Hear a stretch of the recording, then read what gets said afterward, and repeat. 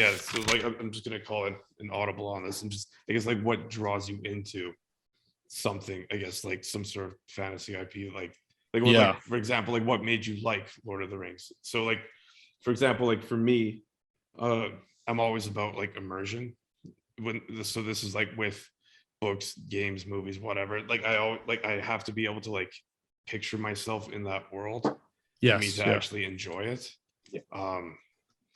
So and like that's why, like for example, like something like Skyrim, again, always mentioning it on this podcast, is it's so good though. It's so good. And because and like what makes it good is that like I see myself as the character. I'm in the story. I'm the one who's making the decisions, and I make decisions in that world based off of like what I would do in real life, right? Or I guess also like what I would idealize and like what I would like to do in real life, right? So to me that's like a major thing, and like that's why I usually like a lot of like reboots and stuff like that I think fall short for me, just because I'm not immersed in it. And I find myself like, I don't know, just like maybe not like I find it hard to like fit myself into the story. And again, one more time to rag on the Witcher series, it's just I find it hard for me to like, I don't know, insert myself into the story and feel, I guess, a part of the character cast and etc. Yeah. Are you talking about the games, The Witcher? The Netflix series, I should say. Netflix series, okay. Yeah. I'm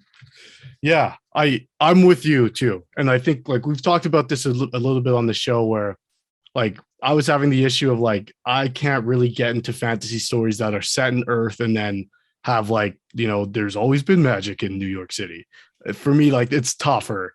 There's some, you know, stuff like Ninetales that I've really enjoyed, and I'm starting to lose a little bit of that feeling towards stories like that. However, the reason why I'm more drawn to other stories that have world building built into, you know, the concept of the story they're telling is because of that immersion. I want to feel like I know what's going on in this world, or I feel like I'm a part of it, or the actions and the things that characters are speaking about, I understand, because the world building is so dense that like there's really a lot to like pull apart.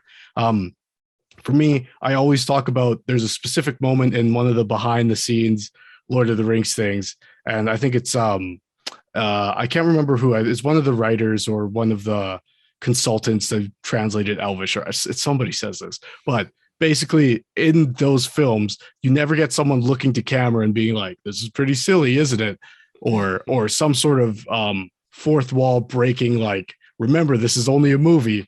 And I feel like that's present in a lot of modern stuff, even like Marvel movies, because they take place in the theoretical Earth. You know, we get some of that. Oh, here's a topical thing we can all point and reference, and that reminds us this is just a movie. Whereas Lord of the Rings, everyone who's talking is deadly serious about the shit they're talking about. Even if you look at it from a pulled back perspective, it's like talking about fucking trolls and orcs and shit. It's fucking ridiculous, but everyone's deadly serious. And so then you're automatically immersed in it, because like when Elrond says these are the end of the days, you're like, fuck, what am I going to do about it? But you know, it's not your problem. You're just watching the film. And even the stuff like, again, always go back to the aesthetics of the Peter Jackson movies. When we're at like Amon Hen and Fellowship, and all the ruins for that matter, you know, Weathertop and Amon Sur, and anywhere we go sort of throughout the trilogy, everyone has something to say about it. Oh, these are the blah, blah, blah, blah, blah, blah. And it doesn't just feel like exposition. It feels like, especially when you get like Aragorn looking up at, what's those standing figures? Yeah. Like, because he has a history of being a descendant of, you know, those people and that place.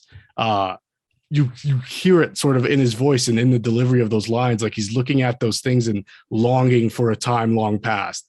And like, you're immersed. You're like, damn, these things are like, they're not just giant statues. These are like representative of the world in like a bigger light. So for me, that's what draws me in, is that there's a history here, and the world only stops as far as you're willing to dive into it. And that's why I think, like you're saying earlier, Matt, like the written history of Tolkien, that's why it works, is because it's like people want more and more out of this story. and you can dig deeper back that way, but to push it forward for sequels and stuff, that's where you run into issues. But yeah, what about you, Matt? Yeah, like I agree with what you say there, where the two main things that for me really will get me immersed and enjoy a series is history baked into the world building itself, and the ability to show stakes of like the events happening in the series itself. So like one of my favorite game series of all time is Mass Effect, and that game series does a brilliant job of letting you learn history as you play through. You know, you learn about the contact war with the humans and the Turians once they finally have like full spacefaring ability. You learn about the Rachni war with the Krogan and the Rachni and the Rebellion and the Genophage, and it just goes on and on and on. And then on the flip side, it also does a great job of you can make choices, and those choices can be based on a character you're trying to play or your own personality filtering through the main character that you built. Right. And then it does a good job of showing you the stakes and the outcomes of your choices as you go through the story. Another series I'm a really big fan of is pretty much anything written by Brandon Sanderson. So Cosmere, Stormlight Archive. Right. That's another series where it's completely removed from Earth, basically. Like the Stormlight Archive starts out with the Way of Kings, and the first like 400 pages is just, it's a bit slow, but it's literally just him having to lay out what the world looks like and feels like and acts like, because it's so different. And once you get through that, the rest of the series builds really tough, like strongly, because it's set on a foundation that he's like clearly planned out and laid out for you and explained. All the magic is based in like a hard science system. So explaining the magic in scientific terms, like in gravity and friction, makes sense from our world, but it's added a fantastical element onto it. So you're like, I can understand this thing that in theory has no place to exist on our planet. Right. So those are big things that I enjoy when I'm looking for a new series and like something that will draw me into something. Yeah, like having that world that exists regardless of you being in it. Yeah, it was there before you started playing or reading, and it'll be there after you started reading or playing. And on top of that, just to piggyback off of that, it's the world was there before the story started. Like we're not started like with the exception of what you said about Brandon Sanderson, where he lays it out. Like something like Lord of the Rings, you're just jumping into this specific time point and to this specific time point, but the world goes on, and the world was here long before the story started. And when you feel that in the story, that's when like you're totally immersed.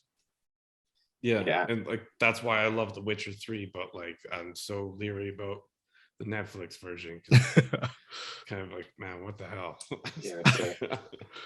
Yeah. Like Witcher 3, unreal. What a game. Like I played that for the first time when the pandemic started, so like just 2 years ago now, I guess. And within about 20 hours, I had to restart my entire game because I was like, I haven't done this correctly. Like I got hooked later in the game when I had been like speed running the main story, and I was like, wait a minute. There's a lot more that I just realized I haven't even like scratched the surface of that I need to go back and experience.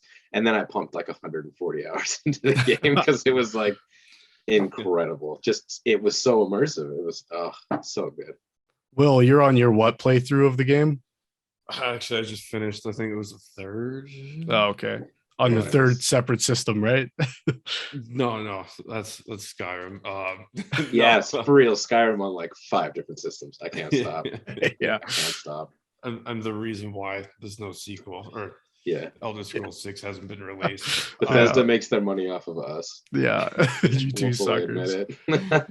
I think maybe we're cracking the code on why video games aren't successful is because when you're no longer in control of that protagonist, the immersion is broken and you're watching somebody else fuck up all the decisions you wouldn't have made in game.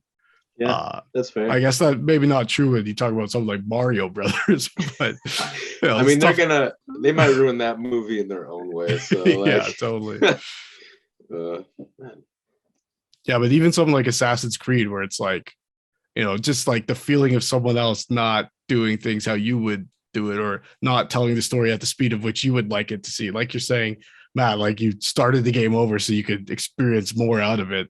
Yeah. And I feel like when you get a 2.5 hour movie trying to cram everything into it, you're like, this is not immersive at all. This feels like people trying to make a video game movie. There was no movie. Yeah, I was gonna say I haven't seen the Assassin's Creed movie, and as much as I like Michael Fassbender, I will not be watching the Assassin's Yeah. Creed movie at any point in time. That's for the best. Yeah, and see a quick hot take on Assassin's Creed. That's why I like the last, I guess, trilogy that's come out, simply because Like you Origins, have- Valhalla, and Odyssey. yeah, and mostly because like you have that agency where you can kind of sort of create a character. You can And there's, kind of like- make choices. Yeah, there's RPG elements in the games now. Like I Yeah. remember playing through Odyssey, and like early on in the game, you get the choice of like, oh, this girl is supposedly cursed and she's sick and she's gonna like kill the whole village. So these like random thugs are like, we need to kill this whole family. And you walk up and you're like, I can either kill the family and like think that that's what's gonna happen, or I can just think these guys are bullshitting me, kill the thugs, and then let them go free and like the family can live. And I'm like, I'm not just gonna murder this family because some random dudes told me that they were sick.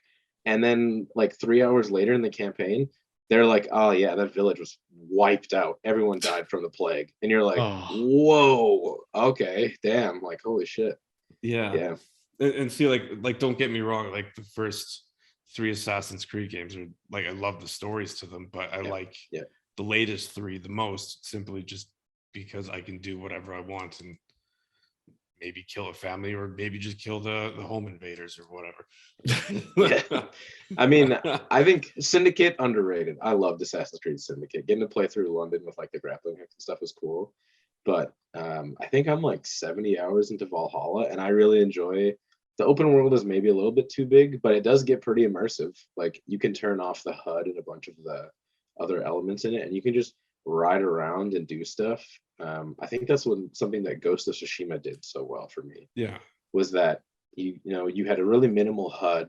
There was no real map with markers on it. It was you're riding through this gorgeous scenery, and all of a sudden this yellow bird is like trying to lead you somewhere, and you follow it through the trees, and all of a sudden there's a sword for you to collect.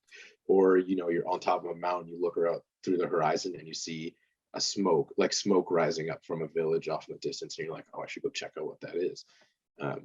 It's just things that can give you a sense of exploration, but still find really unique ways to kind of focus you into certain things without like railroading you. Is a nice immersive feature that some things certainly lack and some things have.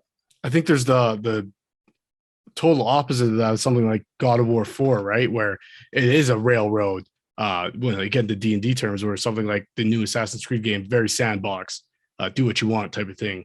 It's like Zelda. But with God of War 4, you're on one path and you can't really deviate from that all too much.